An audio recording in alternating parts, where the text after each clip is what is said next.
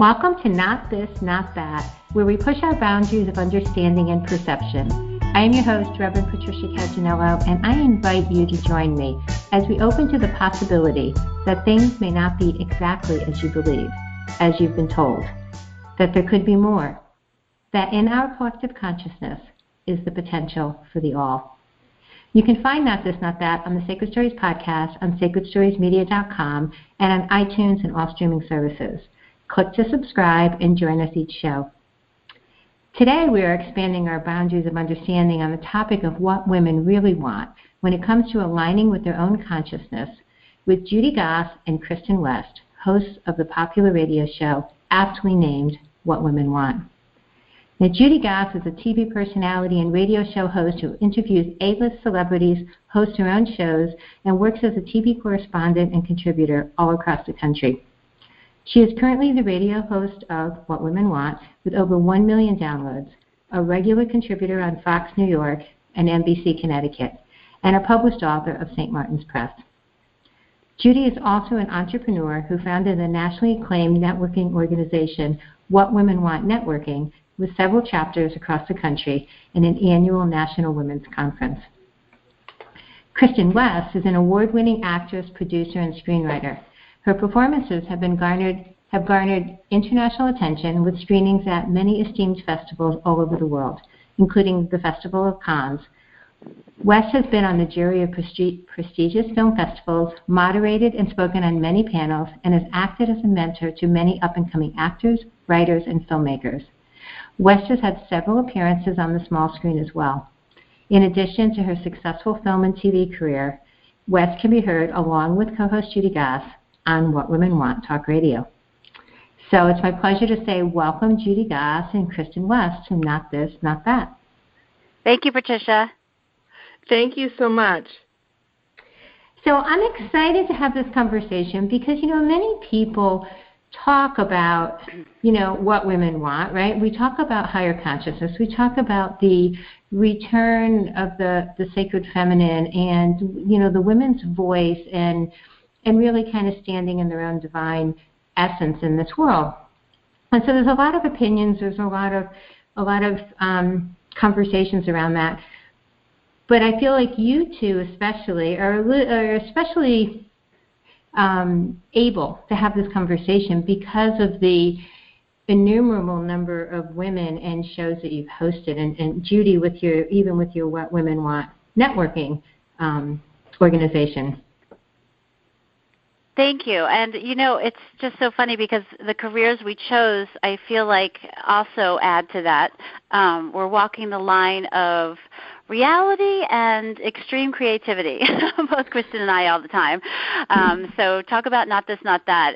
Sometimes it's hard to put together. It's interesting because I think the people that have the most to share sometimes are the ones that are the most reticent to share. You know what I mean? I mean, we're the ones, or you're the ones that ask others to share their voices. You bring people together, and with that comes a tremendous amount of knowledge and wisdom from those experiences. So for sure, I feel like we grew up with such limited ideologies that we were taught. And myself included. I didn't start sharing my story really until a few years ago, which is a shame, but I'm glad I did. And I did not have really the success even a small percentage of the success I ever wanted or imagined before I started sharing my story. Yeah, it is. It's very, very, it's powerful. It goes back to ancient times, the storytellers, the community. So, Kristin, you're a storyteller. We know that you're in film, and you're also on the radio. And we did something fun for the show. I asked you and Judy to give me your top 3 things that you feel women want as related to higher consciousness. And I absolutely loved your first one because it's what I feel is one of the most important things in all relationships. And you mentioned honesty, that you say that women want honesty as more than almost anything else. I believe that's absolutely true, especially in the climate that we're living in now, where we are always trying to decide whether what we're seeing on TV or social media is real, is it authentic. The zeitgeist of the past year has been this statement of what is fake news, what is real news, is this from a bot, is it not? And what we really try to do on What Women Want is create this space for honesty, for our guests to share very honest experiences they've had. And I believe women really yearn for that because so much of women's lives are really shrouded in mystery unless we share. And we create that community for people to share the honest experiences of their lives. And women really need that honesty so that they can make better decisions for themselves and for their families. So from a higher consciousness perspective, right, kind of stepping into our divine power, what role do you think honesty plays, especially for women?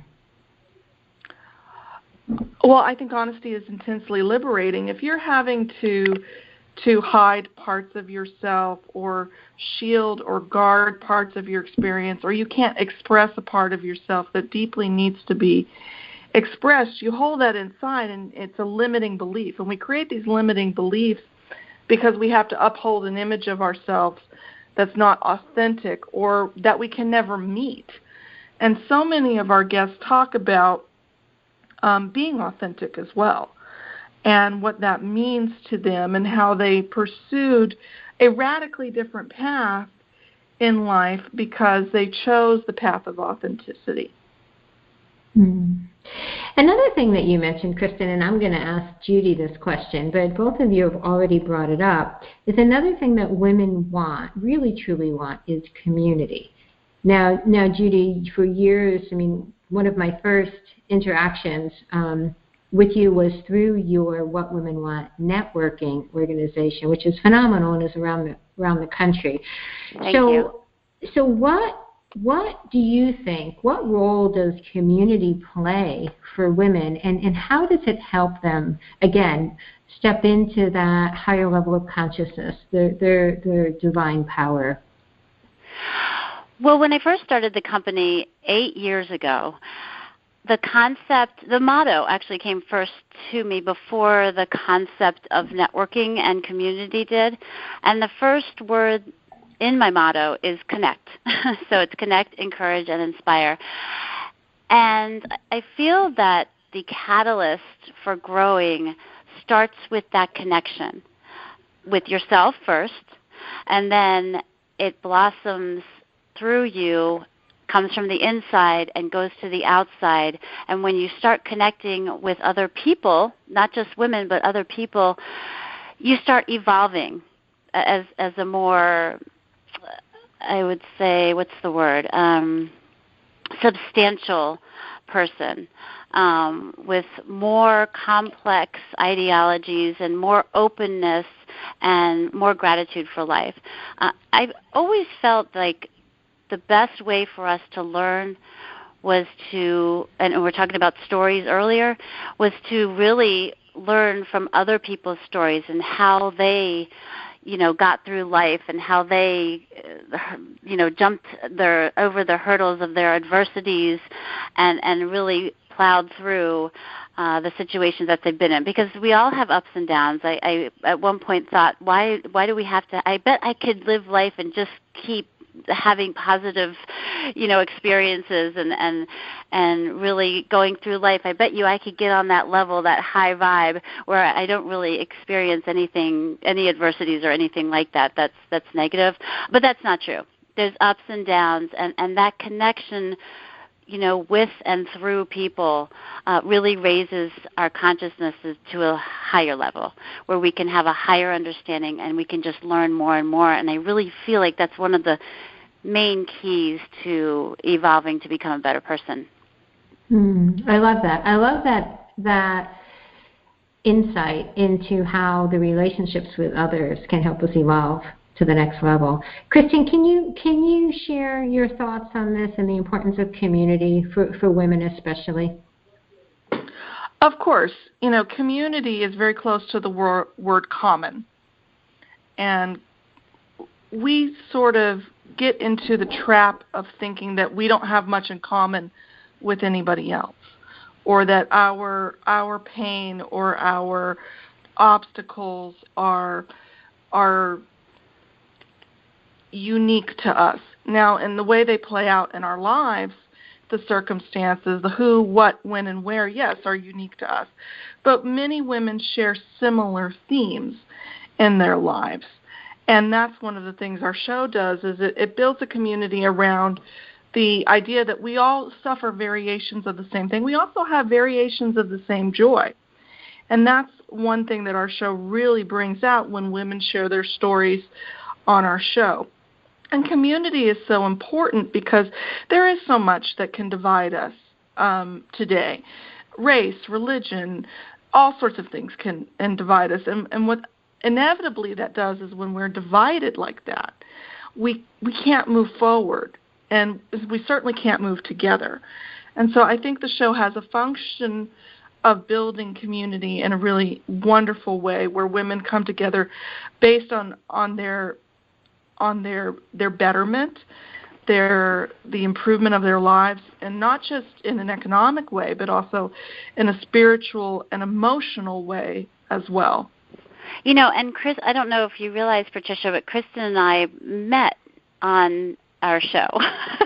I was doing the show by myself, for the first year or so until she was actually a guest on my show, and that connection, led to her becoming my regular co-host.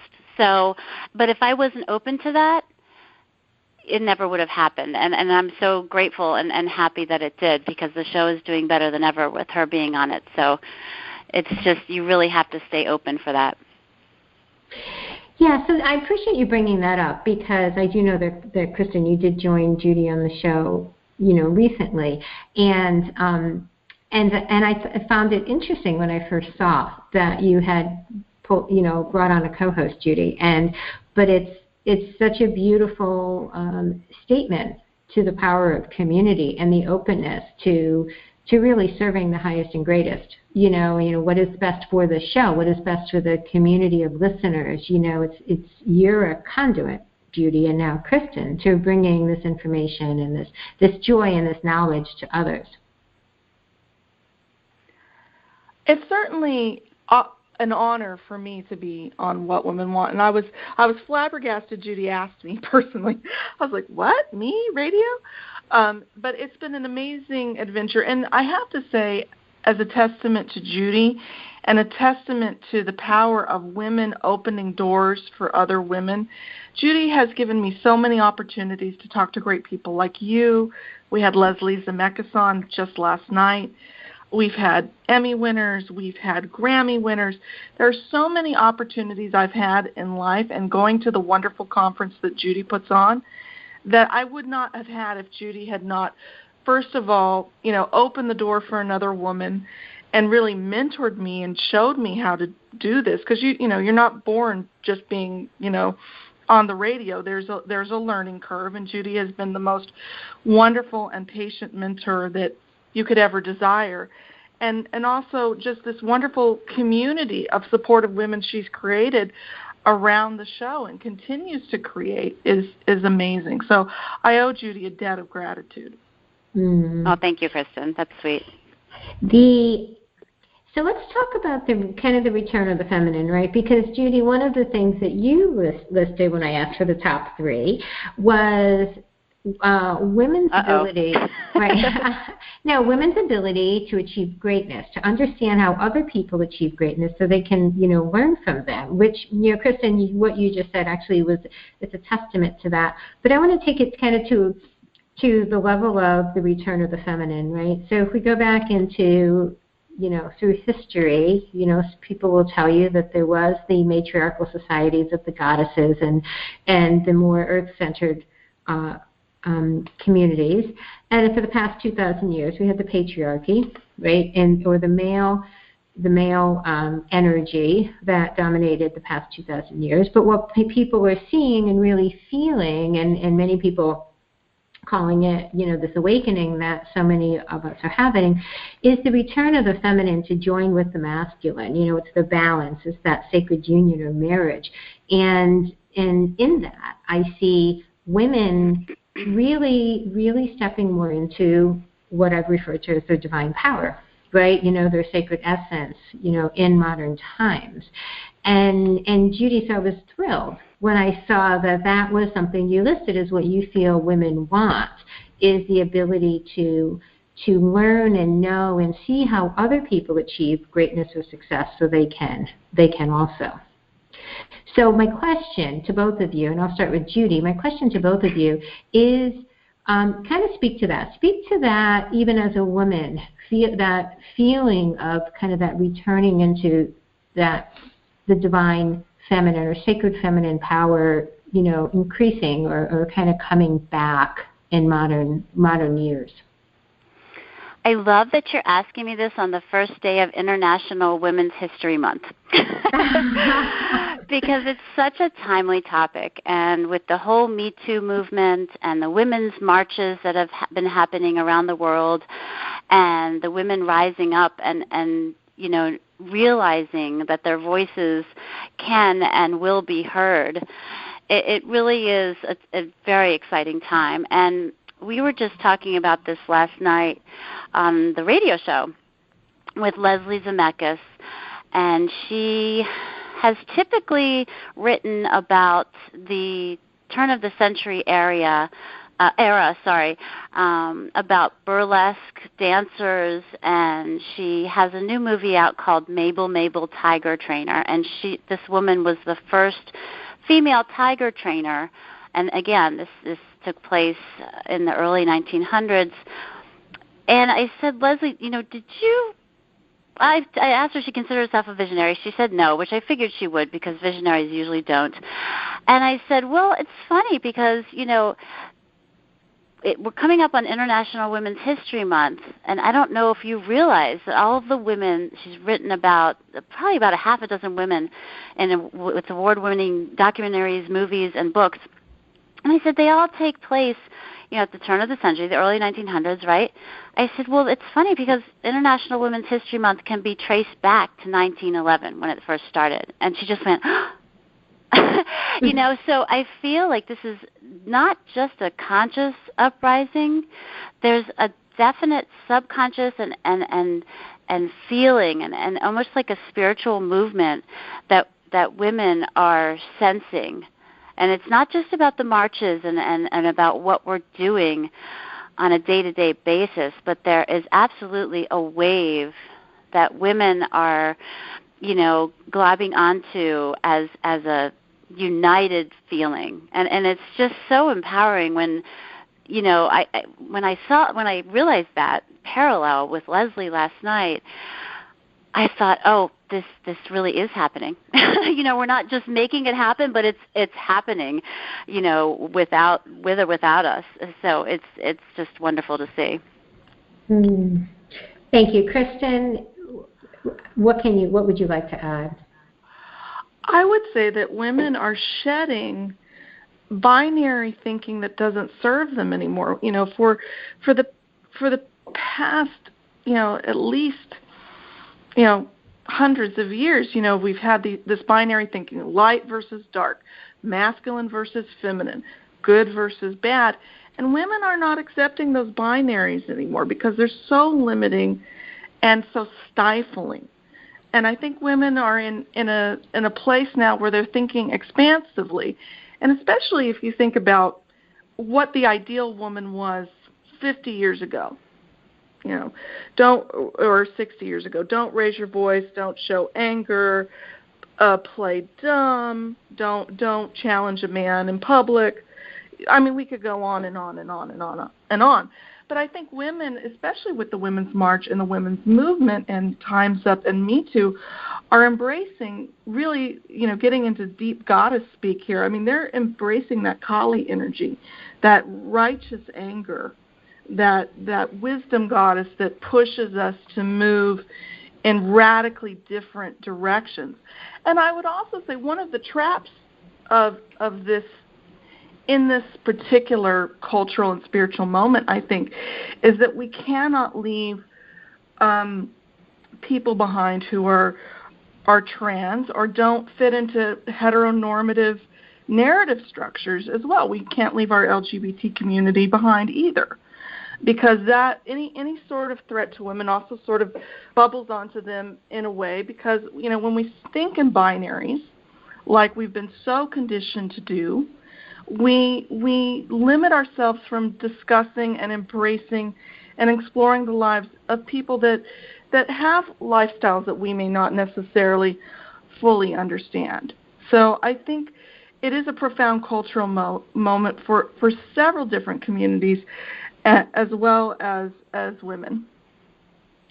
Kristin, thank you for bringing the LGBTQ community into the conversation. You know, that is not normally done, at least in the conversations that I seem to be a part of. And that consciousness, you know, for another aspect of the community that might not be that always represented. You know, I appreciate that. I appreciate you bringing that energy into this conversation.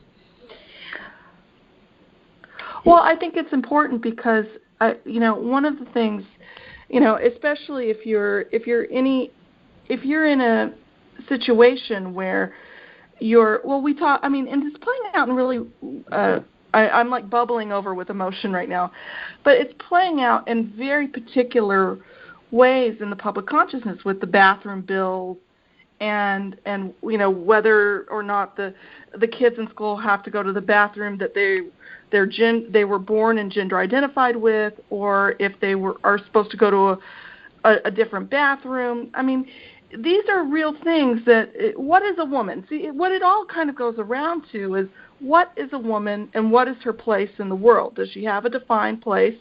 And is a woman biological, or is a woman how you feel you are? And that's the big question, I think, that gets to the heart of a lot of our political discourse at the moment, is what is a woman? Is that defined by how you're born or how you feel? What is that? It is, and it's that decision inside, or the question, is starting very early. I have 13-year-old twins, as you both know. They're both girls, and they've been coming home for the past year and talking about a girl that's wearing a binder to school that wants to be now called a boy's name, and they're talking about another girl that wants to be called it because she's not he or she. And it's just something that I did not grow up with. Patricia, you didn't either, and it's something that we really have to open ourselves up to, like Kristin said.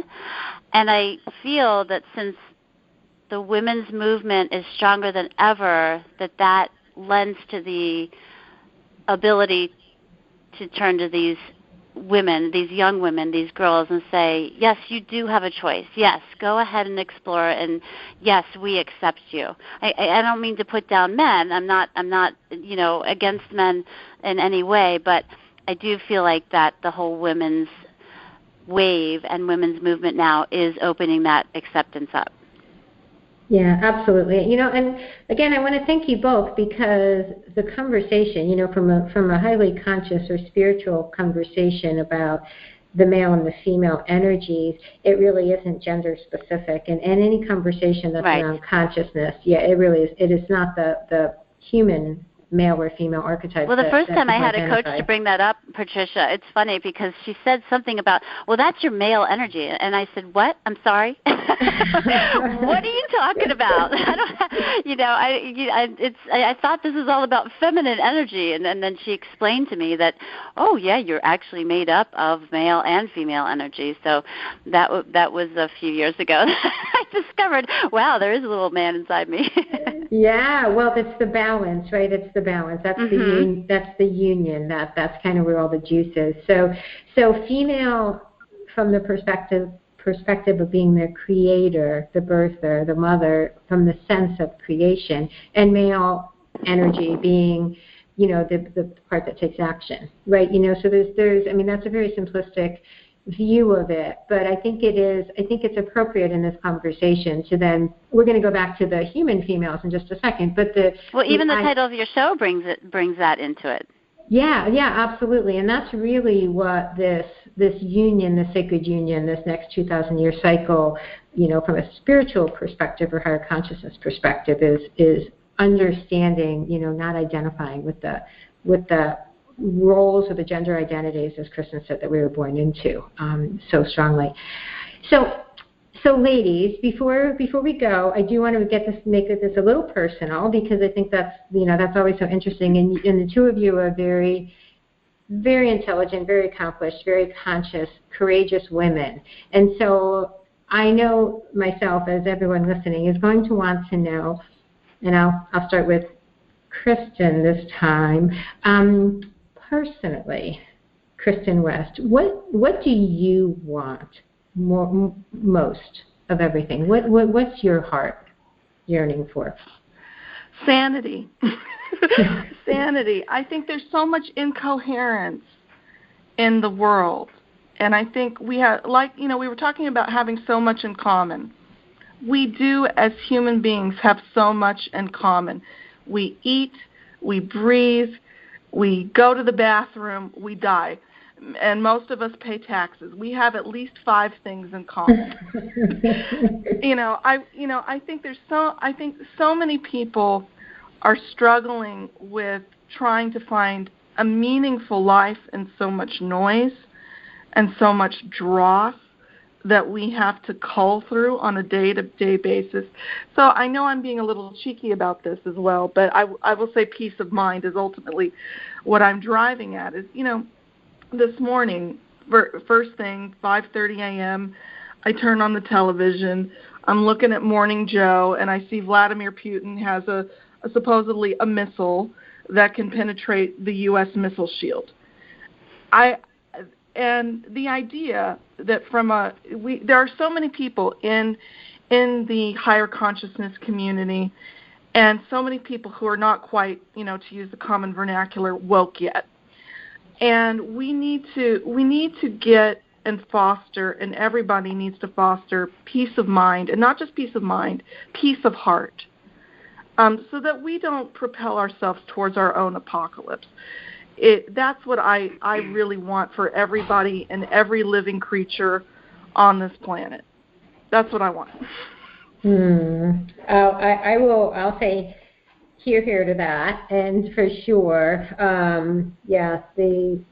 the world we live in is an interesting place today, for sure. Judy Goss, what do you really want? What's in Judy's heart? Well, she's still my answer. But so I'm going to piggyback off of that, and the first thing that comes to my mind obviously is peace. But that's, I don't think saying world peace is very realistic. I hate to say it. But I do think that inner peace is, or at least a percentage. Okay, like I said before, there's ups and downs, and we're not going to go around, peaceful every single day at every single moment. But to really start within and create that foundation really does help the world. And I thought that sounded so cliche and so hippie, several years ago before I really started understanding more what spirituality was about. But we really do need to start with ourselves and look inside and be responsible for what we are thinking, feeling, seeing, and doing. And that really wraps into with what Kristin is saying about propelling ourselves towards an apocalypse. It really is about the law of attraction and what we are bringing into our world these days. Now, I feel also that I would just love for people to start opening themselves up more and learning from other people. And I think Kristin also brought this up earlier, that, sometimes we just don't think like we are like anybody else. And sometimes we just think we're so different. And I've been through this. And I often go through this myself. And it's just that one moment of reaching out to someone, or even asking someone what they are about. If you're having troubles or you're going through something that you feel like you can't handle, even just asking someone else or doing something else for someone will come back around and make you feel better about yourself. So I guess I wish for the world that we could just have, like you said before, Patricia, a higher understanding of this level of greatness. Thank you. Thank you, Judy. So, Kristin, tell everyone we're to the end of this conversation, although I hope we have many more, the three of us. But tell everyone, how they can find out more about you and what you're up to. Thank you so much, Patricia. My website, KristinWest.net, Kristin, West like the direction.net is my homepage. I'm on Twitter at the Kristin West, and also at Instagram at the Kristin West, and on Facebook, host Kristin West, and I update those frequently, and that's where I post all the things and activities I'm up to, as well as our wonderful broadcast schedule for What Women Want. Thank you. And Judy, share with our audience, please, how they can get in touch with you. Well, you can go to my personal website, judygoss.com. It's JUDYGOSS.com. And I am also on Instagram at judy.goss. It's Judy with a Y. I'm on Facebook a little too much sometimes, but I do have a Judy Goss media page. And, of course, my websites, our website for the radio show is whatwomenwantradio.com. And you can find out how to either listen to us live or replay the shows. And our archives are all over the place on latalkradio.com, iTunes, Google Play, YouTube. We would love for you to subscribe to our YouTube channel. I believe it's Judy Goss Host. Yes. And, you can just Google Judy Goss, find me and contact me. And, yes, I do answer to Twitter, and I answer my own posts. Thank you. Thank you. So Kristin West and Judy Goss, co-hosts of the popular show What Women Want on What Women Want Talk Radio on LA Talk Radio. Thank you very much. And I just want to I'm just going to restate, honestly, two intelligent, conscious, courageous women for the work that you do, and I want to say thank you for the conversation today that we've had. Thank you for having us, Patricia. Thank you so much. So, listeners, thank you for joining us. I am your host, Rev Patricia Caginello, and you have been listening to Not This, Not That, available on Sacred Stories Podcast.